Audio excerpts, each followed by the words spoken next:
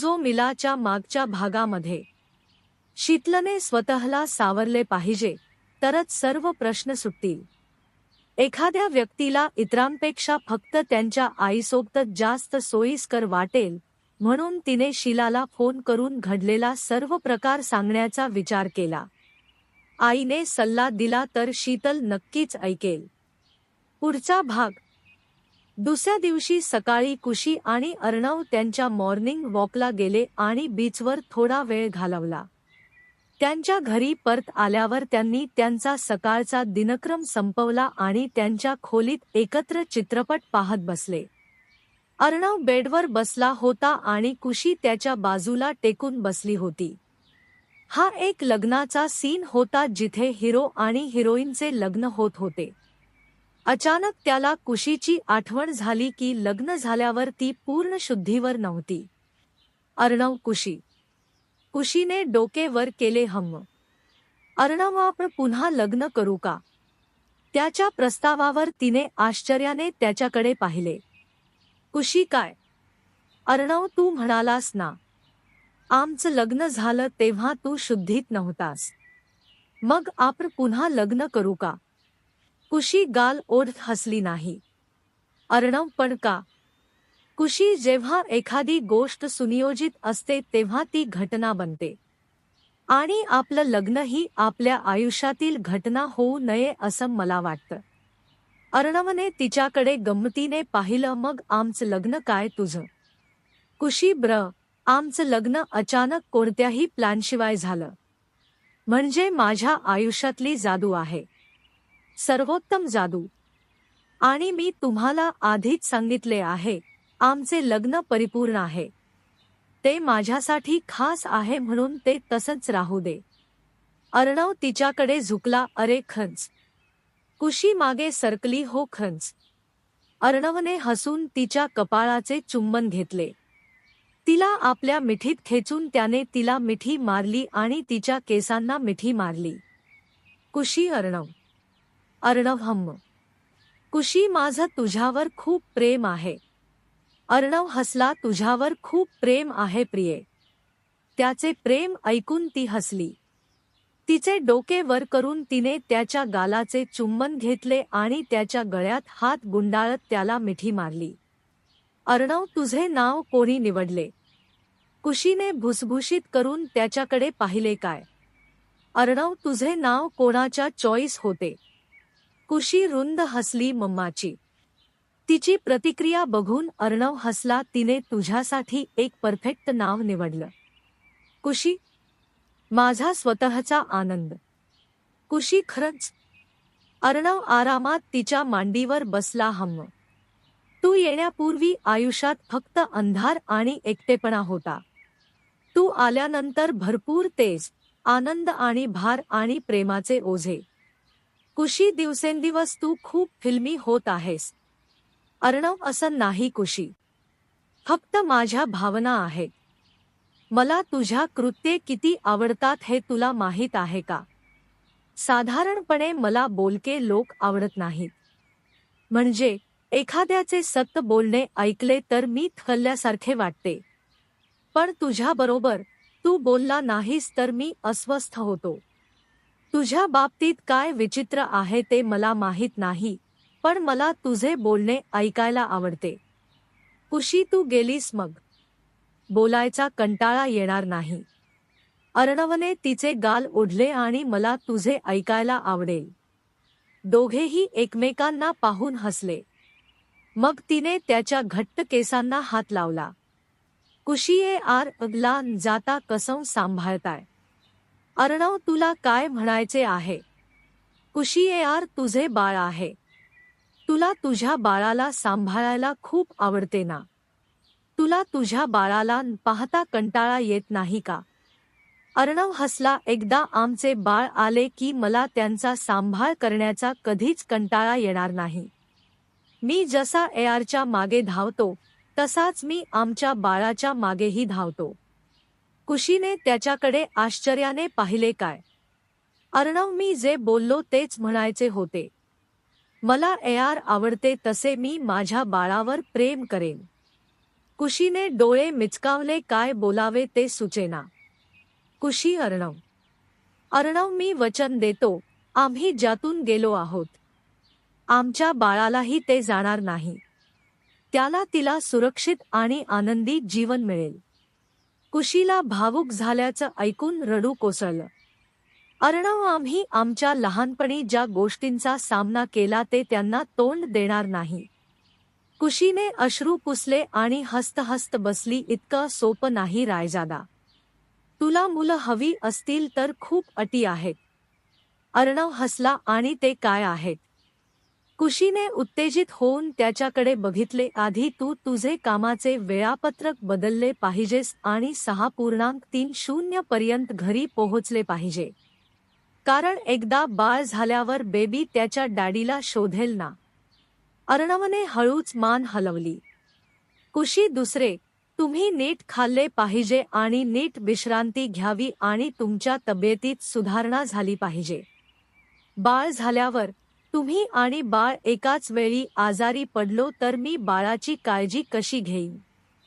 तिचे बोललेले शब्द ऐकून अर्णव हसला. ती म्हणते की बाळ झाल्यावरही दोघे आजारी पडले तर कुशी आधी त्याची काळजी घेईल. अर्णव, तुला माहित आहे मी जास्त का काम करतो? कुशी, तू स्वतःची काळजी घेत नाहीस म्हणून. अर्णवने उसासा टाकला आणि मान हलवली. कुशी, तुला माहित आहे, मम्मा गेल्यानंतर मी झोपायचा प्रयत्न करतो पण मला शांत झोप येत नव्हती. जेव्हाही मी झोपायचा प्रयत्न करतो तेव्हा मम्माचा चेहरा डोळ्यासमोर यायचा. मी झोपलो तरी मला अनेकदा भयानक स्वप्ने पडतात. माझ्या डोळ्यांसमोर तिचा मृतावस्थेतील क्षण मी विसरू शकलो नाही. तिने शेवटी बोललेले शब्द माझ्या कानात गुंजत राहिले. कुशी अर्णव. अर्णव, ती काय म्हणाली ते तुला माहीत आहे? ती म्हणाली, छोटे, तुझ्यामुळेच मी माझ्या आयुष्यात काही चांगले दिवस पाहिले आहेत. खूप खूप धन्यवाद. अर्णवने त्याच्या आईने त्याला सांगितलेले शेवटचे आभार आठवून उसासा टाकला.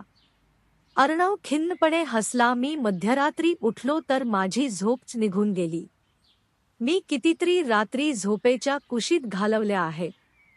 मी स्वतःला कंटाळू लागलो जेणेकरून मी भान गमावू आणि झोपू शकेन.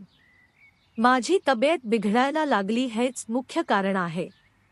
ते ऐकून कुशीने उदास उसासा टाकला. अर्णव, पण तू आल्यानंतर मी तुझ्याबद्दल विचार करत राहिलो. मम्माच्या पुण्यतिथीला तू मला पहिल्यांदा किस केलेस. इतक्या दिवसांनी मी शांत झोपलो तोच पहिला दिवस. हे चुंबन माझ्या आत्म्याला स्पर्श करू शकते. त्याने तिचे तळवे धरले आणि प्रेमाने चुंबन घेतले. अर्णव, माझी शांती परत दिल्याबद्दल धन्यवाद. माझी झोप मला परत दिल्याबद्दल धन्यवाद.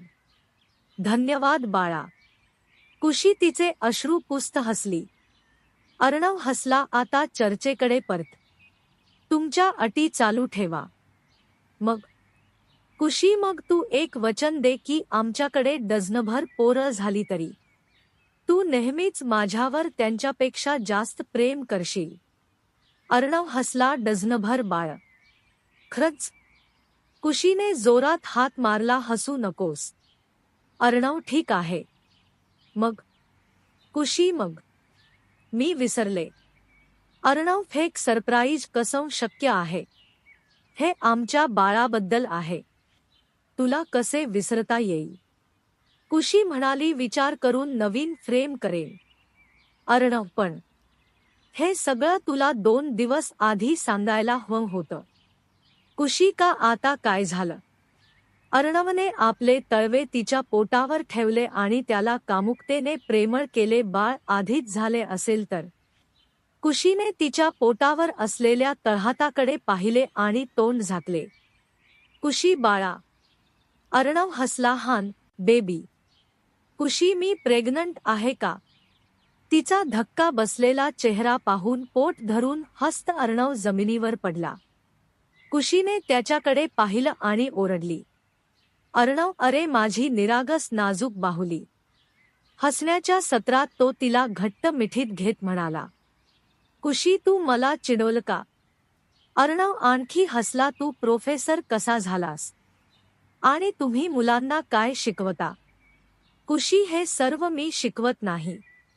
मी अर्थशास्त्राचा प्राध्यापक आहे. अर्णव कुशी हे सामान्य ज्ञान आहे जे प्रत्येकाकडे असले पाहिजे. एखादी व्यक्ती 2 दिवसात गर्भवती कशी होऊ शकते? कुशी माझ्याकडे असे सर्व ज्ञान नाही. आणि मला हे चिडवण्याची हिम्मत करा. अर्णवने तिची थैली मारली. तू खूप क्यूट आहेस कुशी. कुशीने त्याच्याकडे थोपटले आणि तिची नजर हटवली. अर्णव कुशी तो नाराज होगी. कुशीला राग आला. अर्णवने झुकून तिच्या मंदिराचे, तिच्या गालावर, तिच्या मानेचे चुंबन घेतले. तो आणखी झुकत तिला मागे झुकवत होता आणि शेवटी तोल गमावून ती बेडवर पडली आणि तो तिच्या अंगावर पडला. त्यांच्या स्थितीवर ती स्तब्ध झाली. अर्णव रागावलास का? कुशी वा. अर्णव तू उत्तर दिले नाहीस. नाही म्हणजे माझी बायको रागावली आहे. मी तुला माझ्या पद्धतीने शांत करू शकतो का? कुशीने डोळे मिचकावले आणि त्याला आवश्यक असलेली संमती दिली. अर्णव हसला आणि पुढचे काही तास हळूवारपणे तिच्यावर प्रेमाचा वर्षाव केला. काही तासांनी दोघेही एकमेकांच्या शेजारी पडले होते. अर्णव तिच्या मऊ कातडीला न्याहाळत तिला सत गुदगुल्या करत होता. अचानक तो तिला सावध करत उद्गारला. अर्णव मी काही गोष्टी पूर्णपणे विसरलो कुशी. कुशी सावध झाली. काय? अर्णव आधी मला अमनला फोन करायचा आहे. मग मला डॉक्टरांची भेट घ्यायची आहे. हे मी कसं विसरणार? इतका मूर्ख मला. कुशी काय झालं तुला? तुम्हाला डॉक्टरांची अपॉइंटमेंट का हवी आहे आणि तुम्हाला आता अमन भैया का बोलावायचे आहे?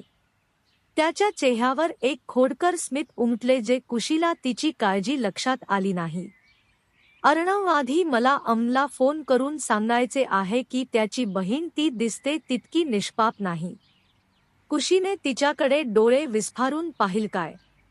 अर्णव तुला माहित नाही. कुशीने मान हलवली. अर्णव तुमने तो मेरी इज्जत लूटली. मेरी मासूमियत चीजली. तू माझी प्रतिष्ठा आणि माझी निरागसता चोरली आहेस. कुशीने श्वास घेतला. मी काय? अर्णव माझ्यासारख्या भोळ्या माणसाला तू फसवलं नाहीस का? आणि तू माझी तब्येत बिघडवत आहेस. कुशीने तिचे मऊ तळवे मुठीत धरले आणि त्याच्या छातीवर सत आपटले जे त्याला मालिश केल्यासारखे वाटले. कुशी मी तुझी तब्येत बिघडवायला काय केलं? अर्णव मला मधुमेह आहे. आणि गेले 2 दिवस मी खूप गोड खात होतो. कुशीने भुसभुशीत केली. आम्ही दोघे फक्त एकत्र आहोत. मला सोडून गोड कधी खाल्लेस? अर्णव तुला स्वतःला खाण्याचा विशेषाधिकार नाही बाळा. फक्त मीच करू शकतो. माझ्यासारख्या मधुमेही रुग्णासाठी तू खूप गोड आहेस आणि तुझ्या गोडपणामुळे माझ्या रक्तातील साखरेची पातळी कमी झाली असती.